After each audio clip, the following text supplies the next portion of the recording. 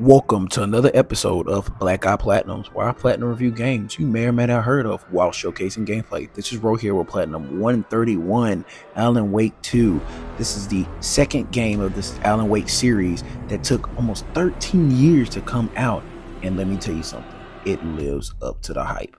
Let's get into it. So to get it off the bat, this game took me 20 hours to beat. Thank God, only one playthrough needed in comparison to the first one that needed two. It made me enjoy it so much more.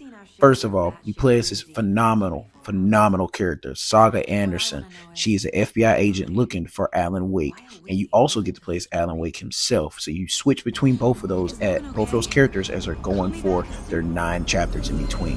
Saga Anderson, who has a connection to Bright Falls from the original game, shines tremendously. I love her character, I love her backstory, and I love everything that she has to do with this city. It really shines. I definitely recommend playing the first game.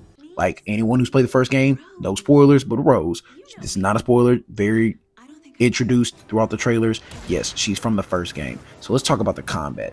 First of all, the combat is completely changed, not like the first game at all. And I enjoyed the fact that it's completely different. It made me really enjoy it. Instead of just holding the beam at them, you get like shots with the light beams in order for them to be exposed, and then the gunplay is really good. The collectibles, there's not crazy amount of collectibles. Here's some of the collectibles right here where you're figuring out these puzzle riddles with children's dolls. Please grab every single doll you see, and even have to use it, bring the dolls with you. You will be backtracking if you forget the dolls, because you have to get all the puzzles and you need all the dolls. And then the cult have these boxes, which is really cool. It wasn't too crazy. You just have to figure out the passcodes, and there's different ways to do the passcode, like this one.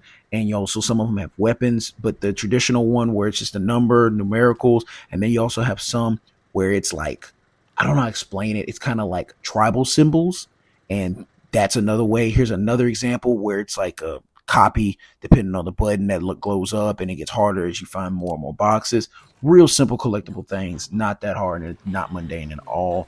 And then you also have to find these other children's lunch boxes, which give you your weapon upgrades, but you have to find all of them in order for you to get the platinum. Now, with the weapons itself, you do not have to get all the weapons. They're completely optional. But to get the platinum, you need all the weapons across both characters. Now, since Saga faces most of the bosses, she gets most of the, most of the useful weapons. Whereas Alan, he doesn't get weapons like that. You also have to upgrade your weapons as well. And you don't have enough for all weapons to be fully upgraded. So pick one and choose one. You do have some combat type trophies, like this one right there, where you have to blow up that enemy. And then you have these TV series. On my game through, they were glitched. You have to watch it completely. Some people got it as soon as you walked in. I did not. And then you have to find these mayor posters that are all over to meet this dog, who is also a trophy where you have to pet Major Setter. So yeah. Now when you switch over to Alan, first of all, look at these graphics. Hey, look, Keanu Reeves? Knockoff? Is that you? I mean, seriously, these graphics are crazy for a 2023 game. I see why a lot of people say this game went under the radar, because this is crazy how great the game looks for the PS5. Loved it. And when you play as Alan, he's in the dark room, or the dark space, so he doesn't have the same type of bosses as Saga does, but his is very explorative, very riddle filled puzzles, like so much, and you have to use your head. Honestly, I used a guide at some points because I was really stuck. I was truly stuck.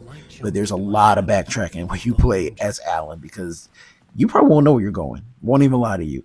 They do have these things called these words of power. You don't need them for the trophy, but that's his way of upgrading his weapons. I'm just throwing it in there just in case. You do not need them for the trophy.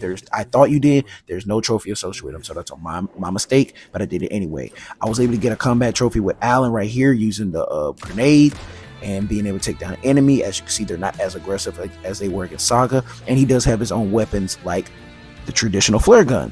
Now, overall, I would rate this game a solid 8.5. I mean, besides this dance scene that was like, I had no idea this was going on.